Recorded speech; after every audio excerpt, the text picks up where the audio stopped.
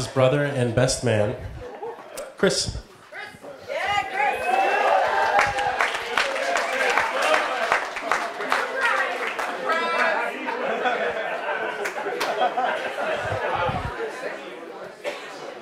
Thank you. It's surprising.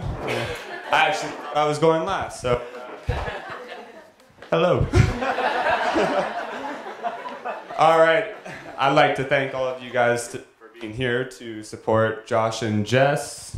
Hold it closer like this. Yeah.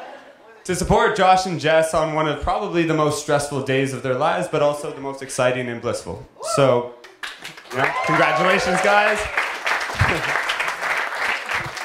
I'd also like to thank you for not booing me while I did them. That was very stressful. Oh, thank you. So, apparently, I was told that the best man speech is supposed to last as long as the groomsman can. So, not funny, no.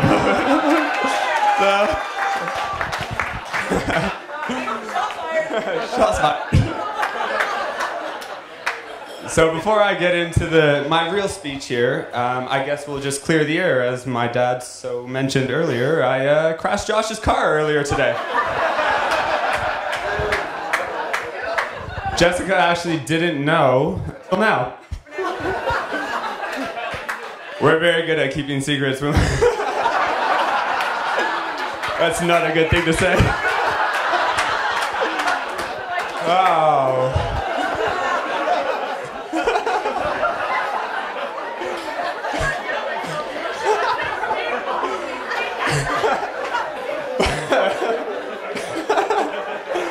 But we'll, you know what? Let's skip that. I'm normally a good driver, so. So Josh and I, when I was younger and Josh was, you know, a little younger, we had a rocky relationship. Actually, it was kind of like a roller coaster, but instead of going up and down, it was just consistently down. There was one good moment though, and I don't remember it. I actually have to refer back to a home video that I saw. And so I was about 2 or 3. Josh would have been about 7 or 8. My sister would have been 8 or 9. I can do math. We were in Florida, and Josh and I were playing outside. They were videotaping us, and I had a little car that I was playing with, and my sister came out of nowhere and stole this car, and Josh just screamed at her, "No! That is Christopher's car." I think this is where the obsession began, but like not a healthy obsession. Healthy obsession. It was more sadistic and torturous love throughout the years. You know, I always thought that I was Josh's age. You know, I'm 5 years younger than him. So when when he was 19, what age would I have been? I said I could do math, but I lied. I always thought that I was Josh's age, and I technically shouldn't have been hanging out with his friends, but I wanted to. And so there was this one time that him and his buddies were hanging out, and young teenage kids, they decided that we're going to go Nicky nine-dooring. Yeah. Have we all done that? Yeah. She has. So I cried and begged and said, "Take me along." And they said, "Okay, as long as you ride your bike so you can get away fast enough." And so the funny thing, we'll get there, but we went and played Nicky Nine Doors on some guy's house that was on our street because we're so smart. And Josh was the one that went up to the house, and he rang the door and he dropped the egg bomb, and we were all like halfway down the street, and Josh is fast, but he doesn't move too fast. He's quick-witted and just not quick. So we had got to the bottom of the street, and I had peeled around the corner, and this guy had run out in his boxers. He was just Yeah, right? He was pissed, man. So it was me and his buddy Brent Shear that had just made it around the corner, and we hid behind this green electrical box, and I could just hear Josh getting laid into by this guy in his boxers, and I thought Josh was dead, man. I thought he's a goner, so I did what any good brother would do, and I ran. I ran all the way home, and I got our dad. I thought, Dad, man, I told him everything. Secret. Well, I didn't know about secrets. It was very open. So he went down the street and he laid into this guy who was laying into Josh, and I thought, yeah, save the day. Kudos. No. Josh got in so much more trouble than if I just let him get reamed out by the guy in the boxers. But that's just, me being a good brother again.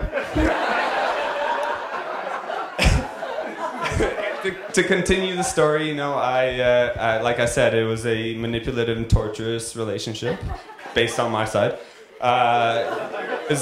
One day, we were at our mom's house, and my mom actually had to work late, and so Josh would make dinner and take care of us and everything. Great brother, right? But I pissed him off. So, his buddies were over, and I wanted to hang out with him yet again. And I don't know what I did, but I did something that got him so cranked up that he went to go slam this door shut. It was a French door. It had glass in the middle. And his hand went right through the window, and as he came out, it cut his wrist. Now, Josh says this was an accident. I don't believe it. It's a stage, man. But in that moment, as much as I always pissed Josh off and I always hated him, and not really hated, I loved him. When I pushed it too far, I would always get so scared that what I had done, because I loved him so much, and he never knew that back then because I was a little shit. But I knew it, and I remember I ran from the house. I ran to our dad's house, which was a block away, and then I ran back, and no one was home. What are we gonna do? Call the ambulance. Oh yeah, we got letters. That's right. Yeah, he saved the day. You weren't even in this speech. Oh man, but yeah, that was our relationship. I mean, I remember this one time I threw a football point blank at his face, and then I ran away and cried as if he was chasing me. Like that's just smart, guys. Come on, just smart. Where are these coming from? I'm making them all up.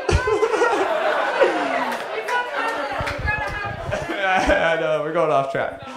No, things eventually changed. I think I hit an age where I was about 14, 15. Josh and I actually went on a trip, and I guess when you're on a trip down south, you don't really have the choice of not being together. So that might have been one reason, but we connected, and we may have driven a golf cart through a fence. That might have been a connection point, but.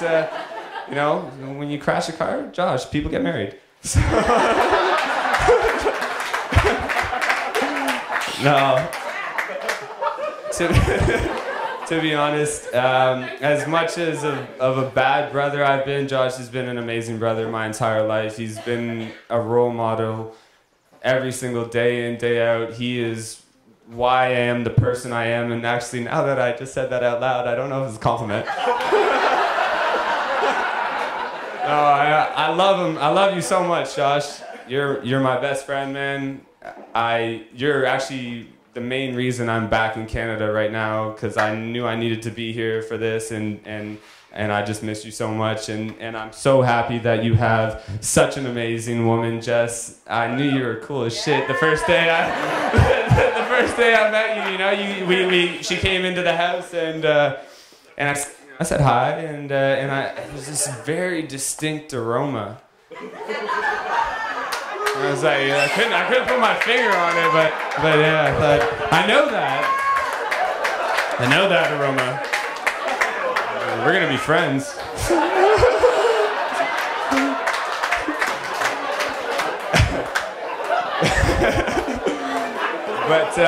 But yeah, you know,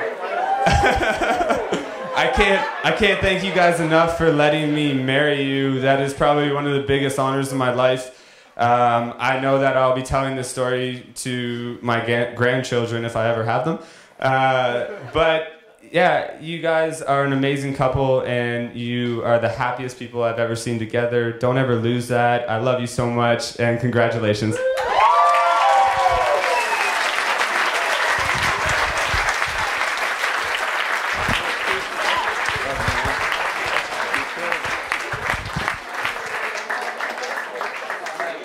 I can hold on to this mic if you want.